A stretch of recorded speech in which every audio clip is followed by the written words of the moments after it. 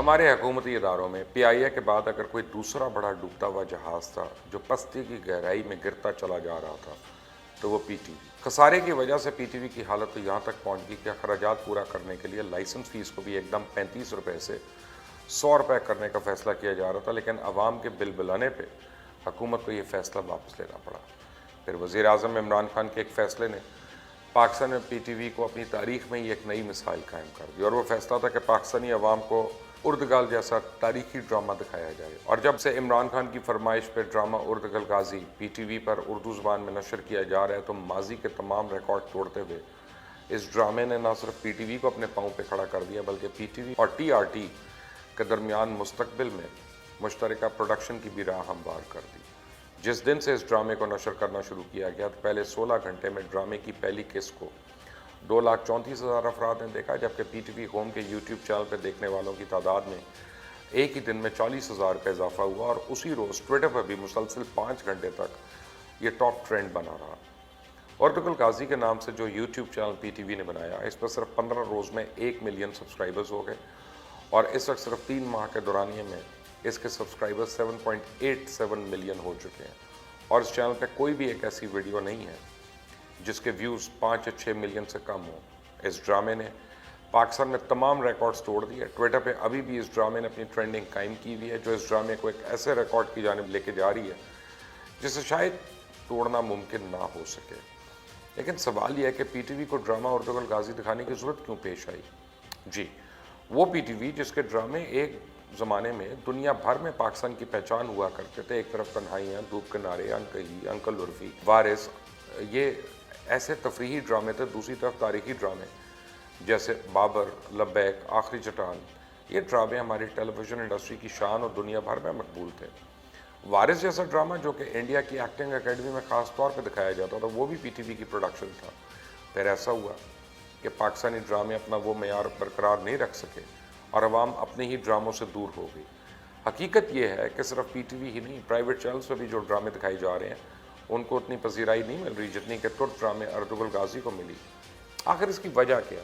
ویسے تو ہمارے ایکٹرز، رائٹرز اور ڈائریکٹرز کہتے ہیں کہ وہ تو انہی موضوعات پہ ڈرامے لکھتے اور بناتے ہیں جو عوام پسند کرتی ہے۔ اگر ایسا ہے تو پھر تو ہماری عوام کو اردگل ڈرامے کو ریجیکٹ کر دینا چاہیے تھا، اسے اتنا پسند نہیں کرنا چاہیے تھا جتنا کیا گیا۔ لیکن اگر عوام اپنے پاکستانی ڈرامے چھوڑ کر اردگل غازی کو اتنی زیادہ پسند کریں تو پھر اس کی کوئی نہ کوئی تو وجہ ضرور ہے، اور وجہ ہمارے چینلز پہ چلنے والا کانٹینٹ ہے۔ صبح کے مارننگ شو سے لے کے رات تک جو ڈرامے دکھائے جاتے ہیں ان میں ہمارے معاشرے کی ایک عجیب تصویر کشی کی جاتی ہے۔ اے آر وائی کا ایک ڈرامہ جلن، اس میں بہن کو بہنوئی کے پیار میں گرفتار دکھایا گیا، اور عشقیہ میں بہنوئی اپنی سالی پر فدا۔ جیو پر دیکھیں دیوانگی میں باس اپنے ملازم کی بیگم پہ عاشق ہے۔ ہم ٹی وی پر ڈرامہ پیار کے صدقے میں سسر اپنی بہو کے پیچھے پاگل ہے۔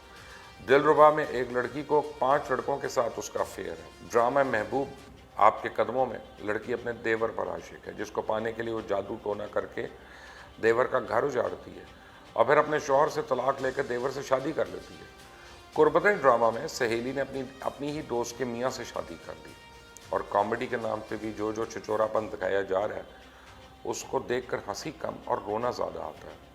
ایسا لگتا ہے کہ رائٹرز اور پروڈیوسرز کے پاس شادی، طلاق، افیئر، عشق، ساس بہو کے جھگڑے اور اب جادو ٹونے کے علاوہ کوئی موضوع نہیں رہا جس پہ ڈرامہ بن سکے، اور اگر ان پر اعتراض کیا جائے تو کہتے ہیں کہ ڈرامے کے آخر میں تو ہم نے اچھائی والے کرداروں کی جیت دکھا دی ہے نا بھائی۔ تو کوئی ان سے پوچھے کہ اتنے ہفتے ایک برائی دکھا کر صرف آخری قسط میں اگر ایک اچھائی دکھائیں گے تو اس کا کس پہ کیا خاک اثر ہونا ہے؟ اسے عوام یہ دیکھ دیکھ کر تنگ آ چکی اور کچھ نیا دیکھنا چاہتے ہیں۔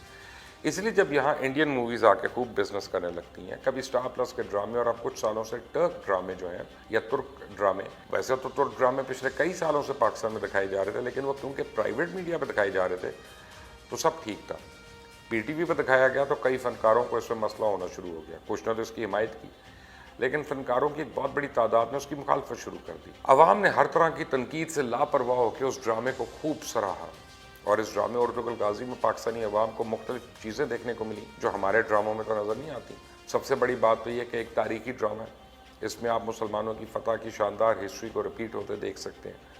اس کے علاوہ پاکستانی ڈرامے میں کیا کبھی مرتے وقت کسی کو کلمہ شہادت پڑھتے دکھایا گیا؟ نہیں، ایسا مجھے تو نہیں یاد۔ یہاں تک کہ پاکستان کے حالیہ سب سے مشہور ڈرامہ سیریل میرے پاس تم ہو کے مرکزی کردار دانش کے بھی مرنے کا سین دکھایا گیا، تو اس میں بھی وہ بس اپنی بے وفا بیوی کے غم میں ہی نڈھال ڈائیلاگ پہ ڈائیلاگ بول رہا تھا۔ اس کے علاوہ کیا کبھی پاکستانی ڈراموں میں باجماعت نماز پڑھتے ہوئے دکھایا گیا؟ شاید، مجھے یاد نہیں۔ بلکہ اگر مرد کو نماز پڑھتے دکھایا جائے بھی تو زیادہ تر خالی مسجدیں دکھائی جاتی ہیں، اور اگر کسی عورت کو نماز پڑھتے دکھایا جائے تو چہرے پہ اتنا میک اپ لگایا ہوتا ہے کہ ویسے ہی دیکھ کے آدمی سوچ میں پڑ جاتا ہے۔ چینلز پر اذان بھی اب صرف رمضان میں دکھائی جاتی ہے۔ جہاد سے متعلق ترغیب کو تو ویسے ہی اب ہماری کتابوں اور ڈراموں سے غائب کرنا شروع ہو گئے نا۔ کیا کبھی کسی ڈرامے میں ظالم کے خلاف ڈٹ کر کھڑے ہو جانے کو کہا گیا؟ کیا قرآن کی آیات کے موقع مناسبت سے لوگوں کو باترجمہ سمجھایا گیا؟ کیا کبھی نبی پاک صلی اللہ علیہ وسلم کی احادیث پڑھ کے سنائی گئیں؟ کیا کبھی اسلامی شعار کے مطابق زندگی گزارنے کی ترغیب دی گئی؟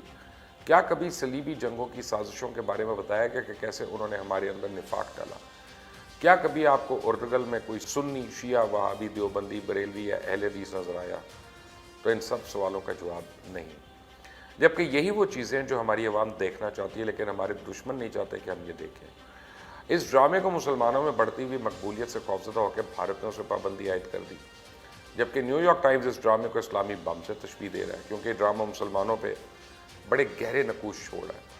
ساتھ ہی جب ہم اپنے ڈرامہ بنانے والوں سے تقاضا کرتے ہیں کہ ارطغرل غازی جیسے ڈرامے بنائیں تو کہتے ہیں حکومت ان کی مالی مدد کرے، تو وہ بھی ایسے ڈرامے بنا سکتے ہیں۔ سوال یہ پیدا ہوتا ہے، آخر ہر کام میں حکومت ہی کیوں ضرورت ہے؟ آپ کے پرائیویٹ پروڈکشن ہاؤسز ہیں، جب ڈرامے بنا کر ان پہ منافع کماتے ہیں تو ان میں سے حکومت کو کیا ملتا ہے؟ ہاں، اگر حکومت کی بات ہے تو اس کی ذمہ داری یہ ہے کہ پی ٹی وی کو دوبارہ سے اس لیول پر لے کر آئے کہ یہاں بھی ارطغرل غازی جیسے ڈرامے بنے، کیونکہ جب ارطغرل جیسی بڑی بڑی پروڈکشنز ہوں گی تو لوگوں کو روزگار ملے گا، دیکھنے والوں کو اچھی تفریح، سبق آموز کہانیاں اور اپنی تاریخ سے آگہی ملے گی، اور بزنس پرائیویٹ پروڈکشنز کا اور گورنمنٹ پروڈکشنز کا وہ بہت زیادہ اوپر جائے گا اور ہر ایک کی مانگ میں اضافہ ہوگا۔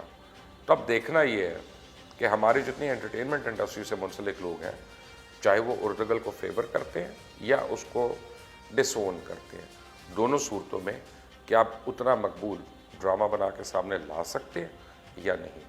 آپ دیکھ رہے ہیں مبشر لقمان یوٹیوب چینل، میرا نام مبشر لقمان ہے۔ انٹل دی نیکسٹ ٹائم، اللہ حافظ۔